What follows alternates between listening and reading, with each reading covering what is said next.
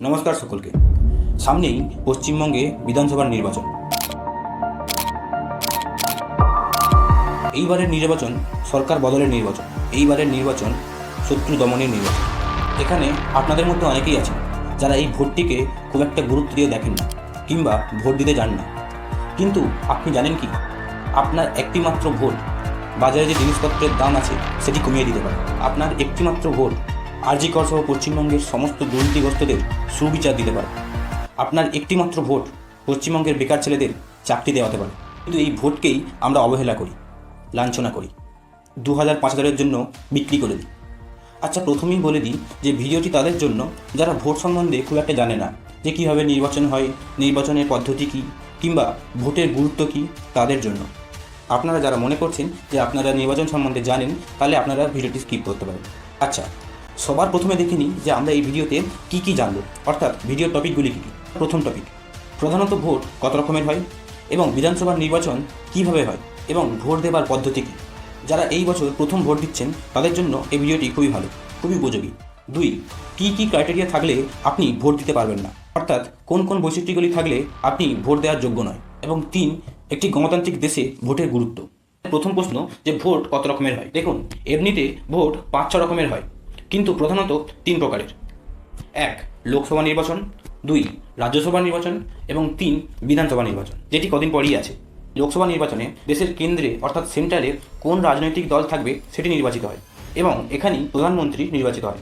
এবং এই বিধানসভা নির্বাচনে রাজ্যে কোন দল শাসন করবে সেটি নির্বাচিত হয়, অর্থাৎ বিধানসভা নির্বাচনে মুখ্যমন্ত্রী নির্বাচন হয়।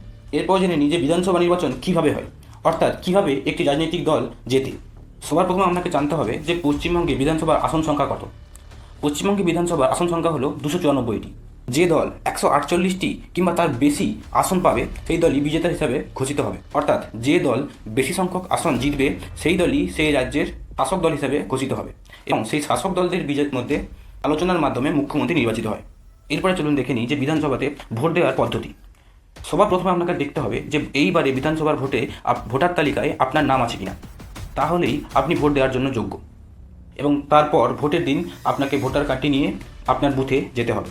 সবার প্রথমে আপনাকে ফার্স্ট পোল অফিসার আপনার নামটি ভোটার তালিকাতে চেক করবেন। এখানে আপনার নাম থাকলেই আপনাকে এগোতে দেবে, যদি না থাকে তাহলে আপনি এগোতে পারবেন না। আপনি গিয়ে পৌঁছাবেন 2 নম্বর পোল অফিসারের কাছে। সেখানে আপনার আঙুলে একটি দাগ দেওয়া হবে। এরপরে আপনি গিয়ে পৌঁছবেন 3 নম্বর পোলিং অফিসারের কাছে। এই অফিসারই আপনাকে ভোট কম্পার্টমেন্টে যাওয়ার জন্য অনুমতি দেবে এবং এরপরই আপনি ভোট কম্পার্টমেন্টে যাবেন এবং আপনার ইচ্ছামতো রাজনৈতিক দলকে ভোট দেবেন। ভোটটি ঠিকঠাকভাবে রেজিস্টার হয়েছে কিনা তার কিছু 2 থেকে 3 সেকেন্ডের মধ্যেই আপনি ওই ভোটার মেশিনেই দেখতে পাবেন এবং শব্দ হলে বুঝবেন যে আপনার ভোটটি রেজিস্টার হয়েছে। এইটি ছিল সম্পূর্ণ ভোট দেওয়ার পদ্ধতি। এরপর আমরা চলে আসি 2 নম্বর কোশ্চেনে। এটি হলো কী কী হলে আপনি ভোট দেওয়ার জন্য যোগ্য হবেন না, কোন কোন ক্রাইটেরিয়া থাকলে আপনি ভোট দেওয়ার জন্য যোগ্য নন। দেখুন, প্রথমত, যদি ভোটার তালিকায় আপনার নাম না আসে সেক্ষেত্রে আপনি ভোট দিতে পারবেন না। এক্ষেত্রে এসআইআরের জন্য অনেকেরই ভোটার তালিকায় নাম আসেনি, তারা এইবারে বিধানসভাতে ভোট দিতে পারবেন না। 2, আপনার যদি 18 বছর বয়স পূর্ণ না হয় সেক্ষেত্রে আপনি ভোট দিতে পারবেন না, অর্থাৎ এইবারের নির্বাচনে আপনি ভোট দিতে পারবেন না।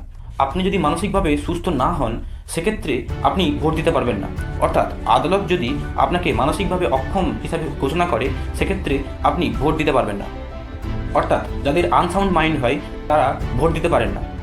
আপনি যদি কোনো দুর্নীতির সাথে যুক্ত থাকেন কিংবা কোনো গুরুতর অপরাধ করেন এবং আইনগতভাবে অযোগ্য ঘোষিত হন সেক্ষেত্রে আপনি ভোট দিতে পারবেন না। শুধুমাত্র 18 বছর হলেই এবং ভোটার কার্ডটি থাকলেই আপনি ভোট দেওয়ার যোগ্য নন। আপনাকে সব রকম ক্রাইটেরিয়া ফুলফিল করতে হবে।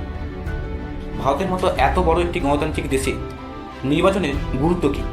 মানুষের শরীরের মধ্যে ব্রেনের যা গুরুত্ব আছে, একটি গণতান্ত্রিক রাষ্ট্রে নির্বাচনের ঠিক একই গুরুত্ব। নির্বাচনের মাধ্যমেই গণতান্ত্রিক দেশের ভিতটি শক্ত থাকে। যদি শাসক দল গণতন্ত্রের জন্য কল্যাণকর হয় সেক্ষেত্রে শাসক দল নির্বাচনে জেতে এবং সরকার গঠন করে। এই পুরো প্রক্রিয়াটি নির্ভর করে জনগণের ওপর। তাই এই ভোটের মাধ্যমে জনগণ তার নির্বাচন করা দলকে নির্বাচিত করতে পারে। ভারতবর্ষের রাজনৈতিক ময়দানে এই নির্বাচনই হলো জনগণের মতপ্রকাশের একটিমাত্র সুযোগ, যেখানে ভারতের জনগণ তার নিজস্ব ইচ্ছা অনুযায়ী প্রার্থীকে নির্বাচন করে। যদি জনগণের মনে হয় যে এই দলটি আমাদের জন্য সুবিধাজনক নয় সেক্ষেত্রে তিনি রাজনৈতিক দলেও ভোট দিতে পারেন। এই নির্বাচনের অধিকারই গণতন্ত্রকে শক্তিশালী করে, অর্থাৎ যদি গণতন্ত্রের দ্বারা নির্বাচন না হতো তাহলে সমাজের একটি শ্রেণী সারা জীবনই প্রতিপত্তি লাভ করে যেত এবং একটি শ্রেণী সর্বদাই একটি নিম্ন স্তরে বজায় হয়ে যেত।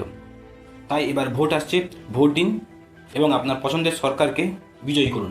ধন্যবাদ।